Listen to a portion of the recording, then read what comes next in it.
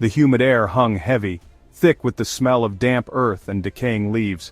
The atmosphere was almost suffocating, as if the swamp itself was alive and breathing.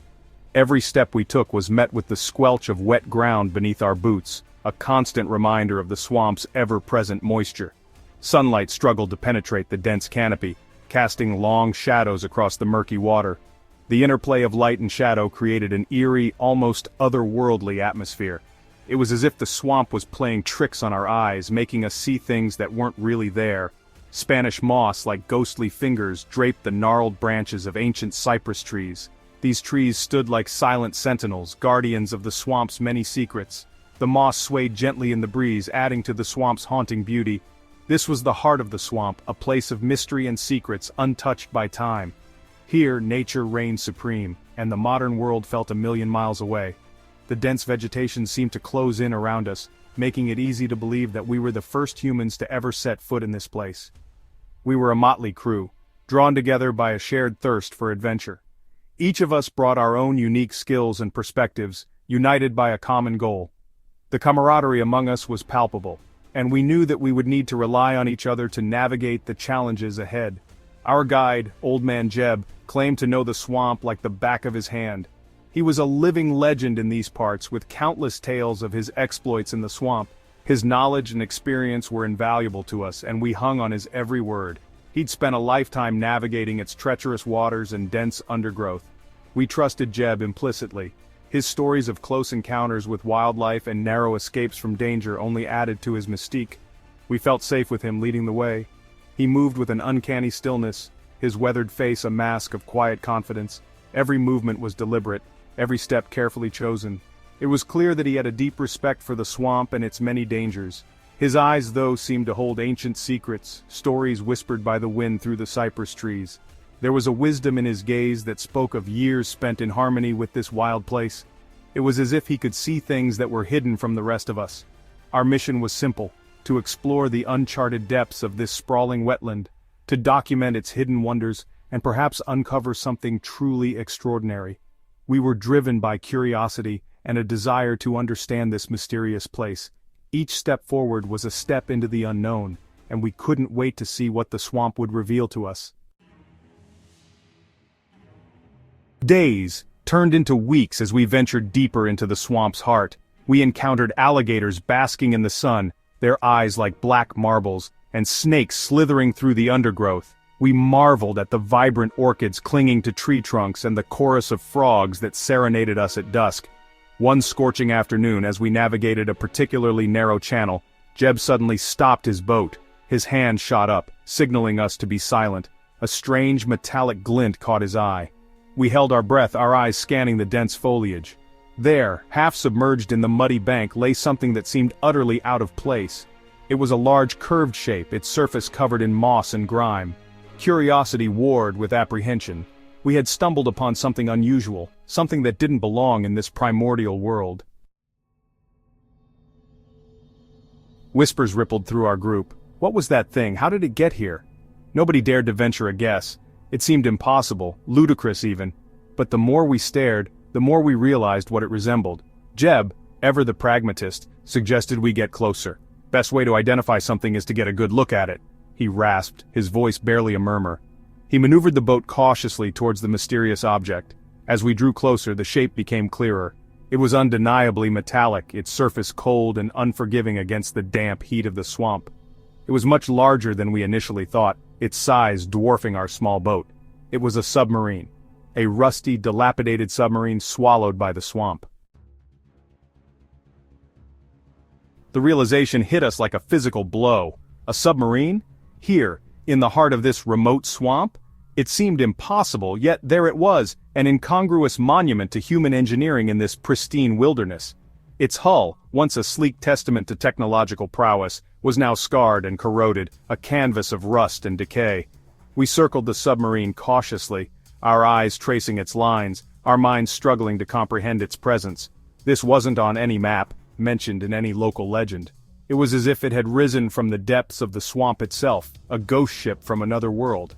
Then, our gaze fell upon a hatch. It was partially ajar, a jagged opening revealing a glimpse of darkness within.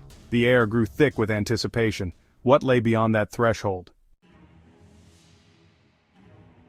A palpable tension settled over the group. Some argued for caution, urging a return to civilization to report our find. Others, their eyes gleaming with excitement, were eager to explore, to venture into the unknown that lay within the rusted hulk. Jeb, his weathered face etched with thought, listened patiently to our debate. He knew the swamp held many secrets, but this was something different, something that defied explanation. Finally, he spoke, his voice low and steady. "We came here looking for adventure," he said, meeting each of our gazes in turn. "And by thunder, it seems we found it."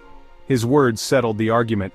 We were adventurers after all, drawn to the unknown, compelled to unravel its mysteries. The decision was made. We would enter the submarine. Section 6. Preparation for the unknown. A sense of purpose galvanized us.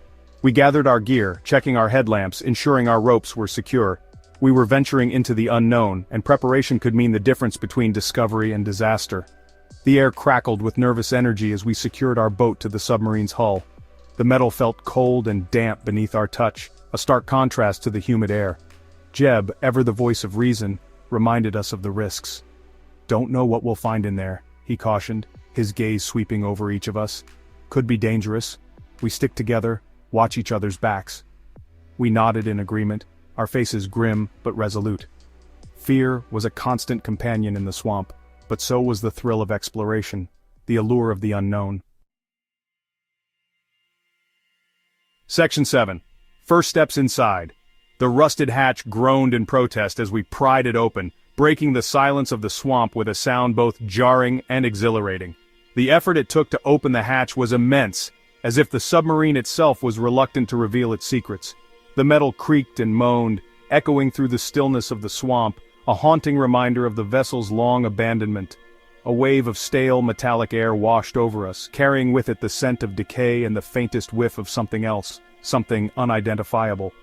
It was a smell that hinted at stories untold, of lives once lived within these metal walls. The air was thick, almost tangible, as if it carried the weight of the submarine's history. With a deep breath, Jeb took the lead, his flashlight cutting through the darkness that lay beyond the hatch.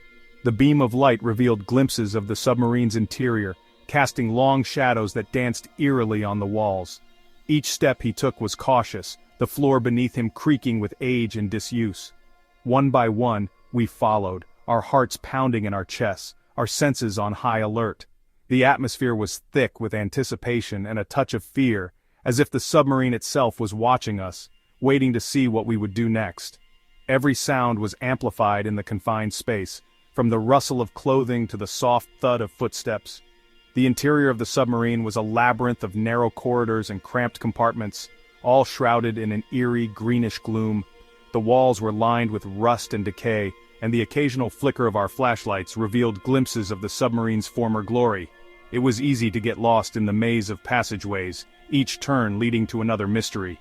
The air was thick with the weight of neglect, and the silence, broken only by our own hushed whispers and the dripping of water, was almost deafening. The sound of water dripping echoed through the corridors, a constant reminder of the submarine's slow decay. It was as if the vessel was crying, mourning its own forgotten past. We had stepped into a time capsule, a forgotten relic of a bygone era, and as we ventured deeper into its bowels, the weight of the mystery surrounding us grew heavier with each step. Each room we entered was a snapshot of history, frozen in time. The deeper we went, the more we felt the presence of those who had once served on this vessel, their stories lingering in the air, waiting to be discovered. Section 8. Eerie Silence. The submarine's interior was a testament to its age and the ravages of time. The once bustling corridors were now empty, filled only with the echoes of the past. Rust had eaten away at metal surfaces, leaving gaping holes and jagged edges. The decay was a stark reminder of the relentless passage of time and the harsh environment the submarine had endured. Wires hung precariously from the ceiling, their insulation frayed and brittle. They swayed gently with the slightest movement, as if whispering secrets of the vessel's long-forgotten journeys. Gauges and dials, once glowing with life, were now dark and lifeless. These instruments, which had once guided the submarine through treacherous waters, now stood as silent witnesses to its demise. We moved cautiously, our flashlights casting dancing shadows on the walls. Each step we took echoed through the hollow chambers, amplifying the eerie silence that enveloped us. The silence was oppressive, broken only by the sound of our own breathing and the occasional creak of the submarine's aging structure. It felt as though the submarine itself was alive, groaning under the weight of its own history. It was as if the vessel itself was holding its breath, waiting for us to uncover its secrets. The air was thick with anticipation, and every corner seemed to hide a story waiting to be told. Every now and then we would stumble across remnants of the submarine's past, a tattered map, a faded photograph, each item a fragment of a larger untold narrative, a logbook filled with faded ink. The entries, though barely legible, hinted at the daily lives and struggles of the crew, their hopes and fears etched into the pages. Each artifact offered a tantalizing glimpse into the lives of those who had sailed within its steel confines, but none provided a clue as to how it ended up here, swallowed by the swamp. The mystery of the submarine's final voyage remained unsolved, a silent enigma lost to time. Section 9. A Glimmer in the Dark. We pressed on, deeper into the belly of the beast. The air grew colder, damper, heavy with the weight of the unknown. We were about to turn back to admit defeat, when something caught Jeb's eye. "Hold on," he whispered, his voice tight with anticipation. He moved towards a doorway, his flashlight beam illuminating a faint glimmer in the darkness. It was a light, a single flickering bulb, casting long shadows across a metal panel. We exchanged glances, a mixture of apprehension and excitement in our eyes. What was the source of the light?